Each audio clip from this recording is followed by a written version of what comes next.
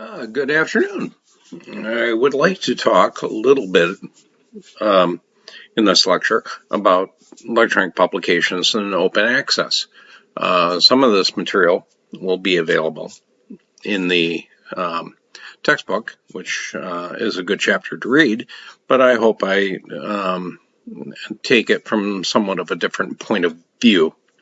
So let's get started. We're going to talk about materials that are kept in a library, both electronic and another concept which is called open access. Sometimes open electronic, but just general open access. Well, electronic publications are any resources, books, serials, audio, and video. Now, sometimes there's a little bit of difference between some resources specifically for books, some resources that cover books and audio, some that cover books, audio, and video, and other publications that cover serials publications. In my time in academia and public libraries, but predominantly academia, serial publications were the first ones that came out electronically. And then soon after it was books and serials and books and audio and video. So we'll talk about these, and many of these are in package deals. Some are individual, but many are in package deals. So what is the difference between traditional and electronic? Well, they often refer to as brick and mortar buildings. In other words, a library, traditional sources, print, and materials are held in a building, which is often called, a brick and mortar building. Many, maybe not most, but many electronic resources are not actually owned by the library, but are in program-based subscriptions. There are some electronic resources which could be kept in the building, but even those will have backups elsewhere. Traditionally, backups were done, as a physical backup that was taken to a safe at some, like I know one place that used to keep electronic materials. They would back, not just library, not things like that, but programs and various things they would back up physically on a tape and move it to a bank vault, let's say. Nowadays, that is not very common. Usually, you do not keep materials in a library solely. You have backups, usually done through Google or Amazon. I will tell you from my experience that Amazon is cheaper than Google. Google requires you to purchase, at one point, Google required you to purchase blocks of so many terabytes. And you couldn't purchase partial blocks. You had to purchase an entire, X number of terabytes. Amazon was a little bit different in that they charged you based on storage. So it would take the cost of how much they had to store and then charged you based on it. And if you didn't have to buy a full terabyte, but part of a terabyte, let's say, or portions of, you only paid for what you actually used. You didn't have to pay for blocks. You paid for space. Now, so electronic resources kept in the building will have to have a backup, generally speaking, like Google or Amazon or some other source. Many of the electronic resources are not actually owned by the building, but are actually owned by program. An example of these would be Kanopy or Overdrive or Hoopla. Kanopy is movies. Hoopla is movies, audio, video, comic arts, music, and different materials like that. There are some programs specifically for music. I didn't mention them in this slide, but there are ones specifically for it. Hoopla covers pretty much everything Canopy is primarily movies. Overdrive is predominantly electronic books and electronic audio. Now, a lot of people refer to Libby, but Libby is actually an app that is used by Overdrive. So if somebody says Libby, what they're actually meaning is Overdrive, but Overdrive done through Libby. Overdrive actually generally allows you to use Libby as a primary app, but also Overdrive frequently will allow a person to save, say, to a Kindle using Amazon. Overdrive has multiple ways of viewing things. So you can actually view things directly through Overdrive as well.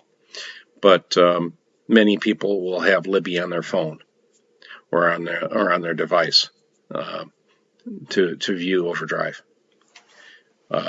But basically, Canopy, Overdrive, Hoopla are examples of systems that are not owned by libraries but owned by a company that a library has a contract with. And that is probably the vast majority of materials. There are a lot of electronic books, particularly with universities, where the university will subscribe to a copy of the book that is an electronic copy. And when that occurs, that is not actually, in some cases, not owned by the library, but owned by another system within the library. But it could be owned physically as part of the library system and then based in and then have a backup elsewhere. In many of those cases. Now, there are also serials. Specifically serials. Things like RB Digital, which now includes movies, audios, and movies, but it was originally specifically magazines. Now, there are other systems. These were one of the early ones, like Elsevier, which has a electronic component that most libraries subscribe to rather than the print that existed in the past.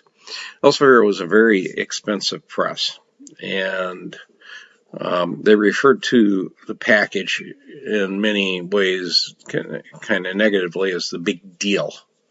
So if you hear the big deal, they're almost always talking about Elsevier or packages like that, but Elsevier was originally the big deal. Now, Elsevier was a very expensive print publisher. What would happen is you would get a copy of the publication, some of them, like, say, Tetrahedron Letters, which was very expensive, put out, it was about close to 10K years ago. Now, with the big deal, a lot of libraries discontinued some Elsevier publications in print, but when the big deal came along, it said that you had to get some of these older materials that libraries may have weeded from their collection, maybe not weeded is a correct term, but stopped getting a subscription to it, suddenly had to get them as part of the big deal. Now, one of the things Elsevier did was it did not coordinate with different publisher or different universities. One university would pay one price for the big deal, and another university would pay a different price. Now, you would assume this is normally the case because, say, one university is larger than another university, and a larger university should pay more because it's a per capita. You generally figure per capita. How many students, faculty, etc., how many people, and it would be a price per person. However, a lot of times with the big deal, it was not based on a per capita charge, but rather just a general charge. Now, there are also society publications. Spark was society publications were originally print publications. An organization like a history association, or specifically, I knew chemistry very well.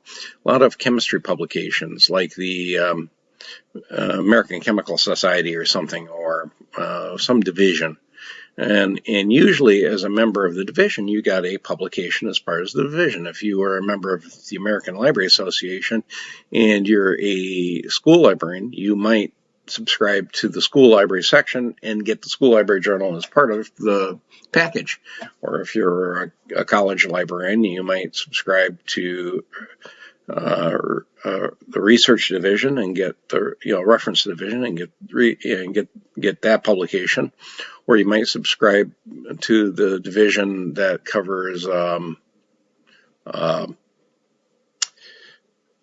public libraries, and you get the public library publications. Well, a lot of these society publications, not the American Library Association, but others, would negotiate, because they couldn't afford to print them themselves, and so they would negotiate with Elsevier for the printing of the society publication. As a member of the society, you automatically received a society publication as part of your membership, but the library would have to pay more money to Elsevier than they would have to the society. A lot of these society publications, to say a professor, had a line on it that said that it could not be donated to the library until a certain date had passed, which is maybe 20 years in the future. This way, it prevented libraries from accepting donations unless, say, a professor retired and donated some older materials. But now it has gone completely electronic, and libraries subscribe to publishers like Elsevier and different ones and get their publications electronically. Now, there was another one referred to as SPARC, S-P-A-A-R-C, and what they did was they were trying to compete directly with print publications like Elsevier, and they produced print and electronic publications themselves. That was, if you will, at the time, was a direct competitor with a particular publication. The first one that came out in SPARC was Organic Letters, which was a direct competitor to Elsevier's Tetrahedron Letters, trying to do the same topic but at a lower cost. Now, of course, this was back in the days of print. These publications still exist, but almost all of them are electronic. And organizations that subscribe to Elsevier subscribe to it in a block. The other thing that has occurred since the electronic age is errata. Originally, with a print, an article would be printed that people disagreed with or something, or maybe it was found to be plagiarism, who knows what. And Elsevier would publish a sheet in a later issue that's an errata sheet that says that this article is found incorrect for whatever reason. The library owned the original article, which may be problematic, but then later in a future issue, there would be a sheet in the publication that says there was an error for whatever reason for the previous article. Now that publications are all electronic, Elsevier has gone to a process of just not even publishing errata sheets in electronic, but rather removing the article from existence on their electronic end. There's been a lot of complaints and thoughts about that, but rather than Elsevier saying there's a problem with this article and this is the reason why, they just simply remove the article from the system, and electronically you do not have known that it ever existed. The only case would be if somebody happened to read the article and then went back later to find it and then discovered it gone.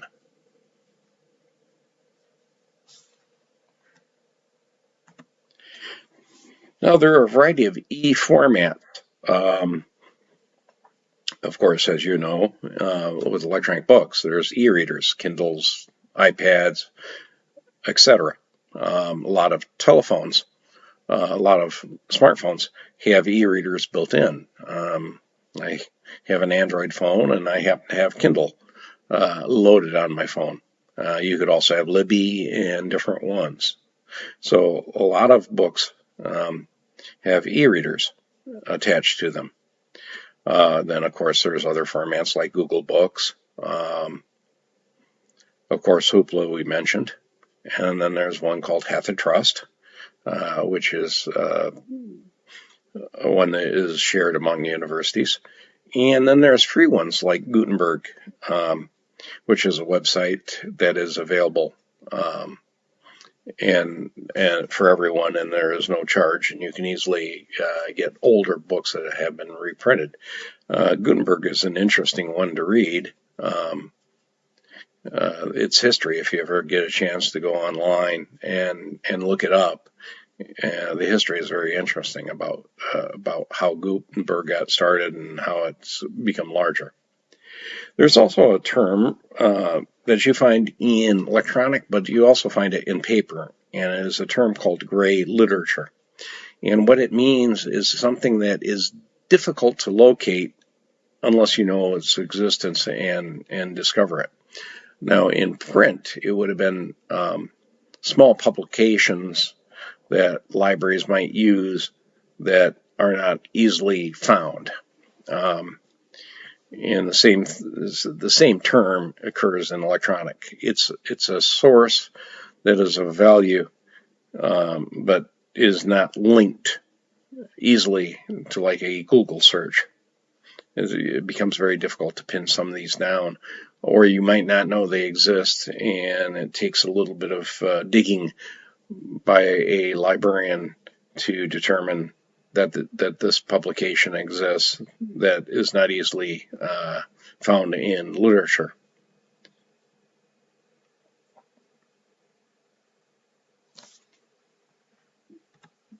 Now, weeding resources. Many of the e-resources I've mentioned are part of collected programs like Overdrive, Hoopla, etc., and they are not weeded. Rather, the program will change the collections automatically. A lot of publishers will say, make these things available, like a particular large print will say, we'll make these things available, and then suddenly turn around and say, no, we're not going to, and we'll pull them off our systems. So electronic programs like Hoopla and others don't keep things around forever, and they do change. And a library has some level of control, but not a lot. Overdrive, for example, a lot of librarians will make negotiations as to how they handle Overdrive. Another one is Overdrive Advantage, where a library says that we're going to pay for certain things to be accessible only to our patrons. Overdrive has a process of like Hoopla, you can get into everything at one time. You may have a loan period for the electronic book, but when it comes to Overdrive, you have to share the collection between all the libraries that are in your little area of collection. Overdrive, like for a cooperative kind of arrangement. The Overdrive Advantage program is a program where a library can purchase specific titles to be used to always have a copy available for their patrons. Even though their patrons may have to share the item, it's designed in such a way that at least they always have access to that particular book. Now, if you can't really weed something like Hoopla, but if the library owns the e-resource, the library has purchased the e-resource, programs like DDA and PDA, where a patron requests something, or the library may buy something that's predominantly electronic, where they had bought it. A lot of times you don't weed those things because they don't take a lot of room on the shelf. But there are times when it may need to be weeded. The Crew report from Texas covers eating of e-books. I've got a link to it, and when I post this site, you'll have a good link to it. The Crew report covers weeding for all aspects of the collection, but the current one specifically has a section on e-books. So if you're interested in weeding ebooks or knowing how to weed ebooks, I'd recommend reading the Crew Report. Now, there is another aspect to, I said double A, didn't I? It's PA. That's Spark. There's open educational resources.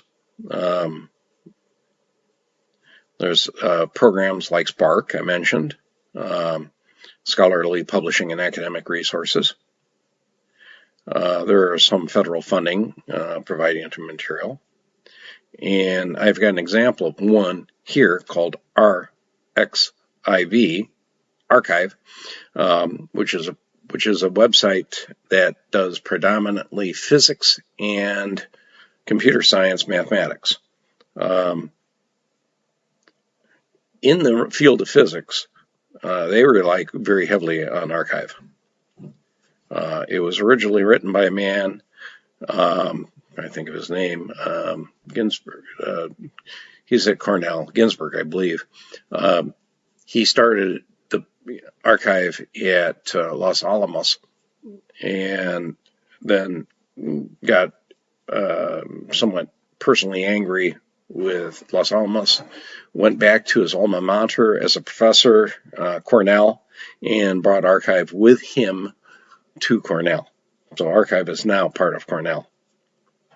Now, if you want a little aspect of open access, I recommend this University of Illinois at Chicago link I've got here on Research Guides, which talks about open access in a variety of different ways. So again, this is a very interesting topic. You can always contact me by the virtual office discussion page, email, or general discussions. I would hope that in the combination of discussions, we talk about some aspects I may have mentioned or neglected to mention that I can bring up in the discussion comments. So thank you very much, and I appreciate your time. Take care.